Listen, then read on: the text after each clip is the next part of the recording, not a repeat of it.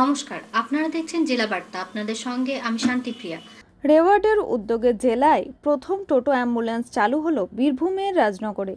Rajnagar reward welfare association নামে একটি স্বেচ্ছাসেবী সংস্থার উদ্যোগে এবং ইতালির মিশন ক্যালকাটা নামক একটি স্বেচ্ছাসেবী সংস্থার আর্থিক সহযোগিতায় এলাকার দুস্থ রোগীদের জন্য এই টোটো অ্যাম্বুলেন্সটি প্রদান করা হলো। রেওয়ার্ডের ডিরেক্টর রাখি ব্যানার্জি জানিয়েছেন, রাজনগর হাসপাতাল থেকে 3 থেকে 4 কিলোমিটার এরিয়ার মধ্যে যেসব দুস্থ রোগী পয়সার অভাবে অ্যাম্বুলেন্স ভাড়া করতে পারেন না, তারা বিনামূল্যে এই অ্যাম্বুলেন্সটি ভাড়া করতে পারবেন। রোগীর সাথে পরিবারের যেসব লোকজন এই অ্যাম্বুলেন্সটিতে আসা যাওয়া করবেন, তাদের অনুদান হিসেবে মাত্র 10 টাকা করে দিতে হবে বলে জানিয়েছেন রাখি ব্যানার্জি। রাজনগরের বিডিও শুভাশিস চক্রবর্তী বুধবার দুপুর 1টা নাগাদ রিভারদের এই উদ্যোগকে সাধুবাদ জানিয়েছেন।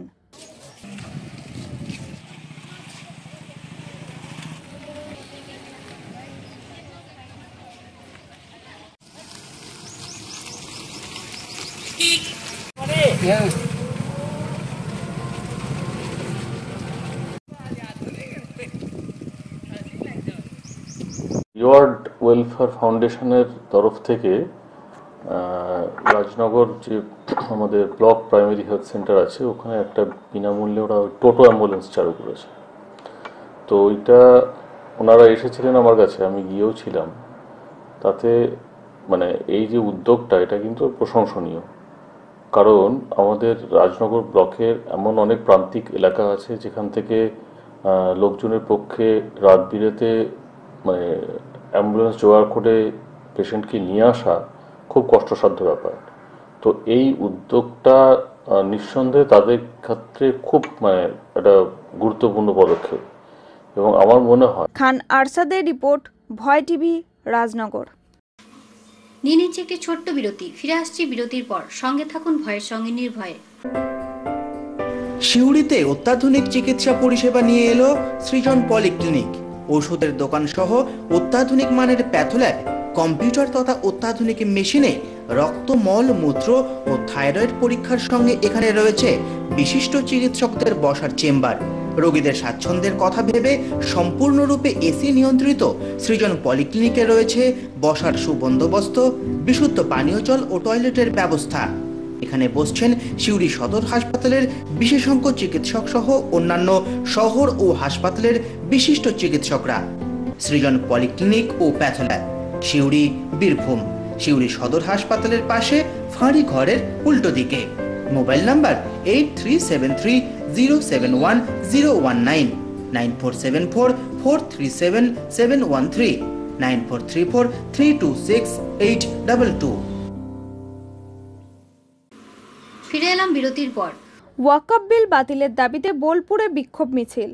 কেন্দ্রীয় সরকার ওয়াকফ বিল নতুন করে সংশোধন করে সংসদের 2 কক্ষে পাশ করানোর পর রাষ্ট্রপতি সই করে আইনে পরিণত করেছে।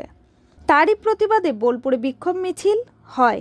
এই মিছিলটি শুরু হয় ত্রিশুলাপট্টি থেকে। বোলপুর চৌরাস্তা মোড়ে সর্বধর্ম সমন্বয়ে মানুষজন পথে নেমে বিক্ষোভ মিছিল প্রদর্শন করেন। তাদের দাবি, এই নতুন আইন মুসলিম সম্প্রদায়ের মানুষজনদের জনস্বার্থ বিরোধী।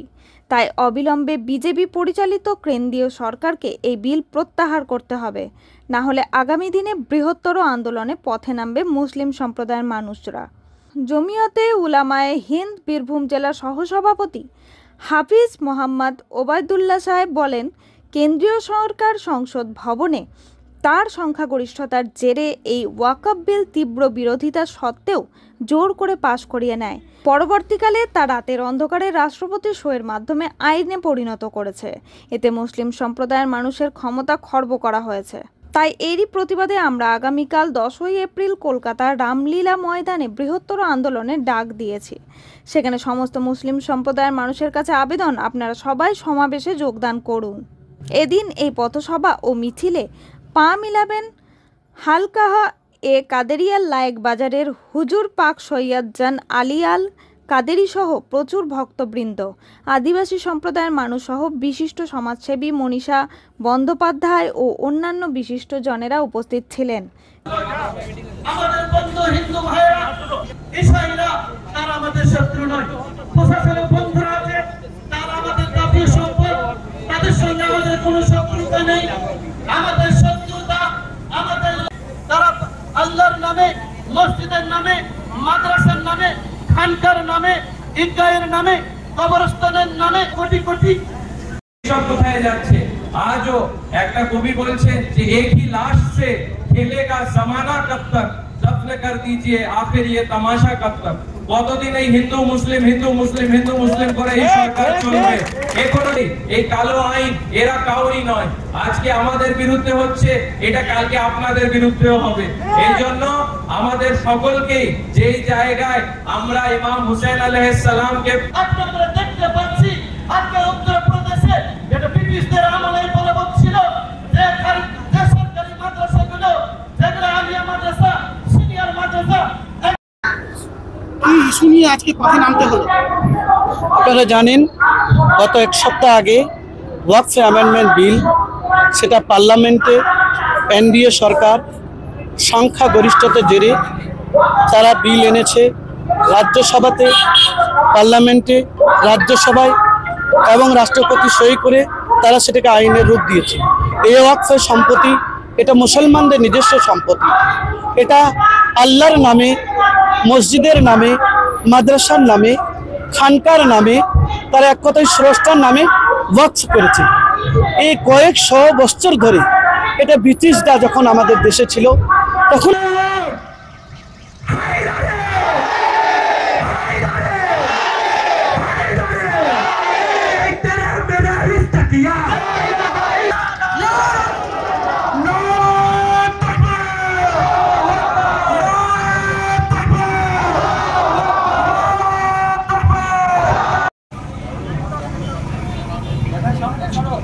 नारे तकबीर, नारे रिसालत, या रसूल अल्लाह, नारे रिसालत, या रसूल अल्लाह, नारे गौस, या गौस, नारे गौस, या गौस, नारे للمتقين أسألك موجبات رحمتك وعذابك مغفرتك رضيت بالله ربا وبالإسلام دينا। কাজী আমিরুল ইসলামের রিপোর্ট, ভয় টিভি, বোলপুর। আজকে জেলা বার্তা এই পর্যন্তই। নমস্কার।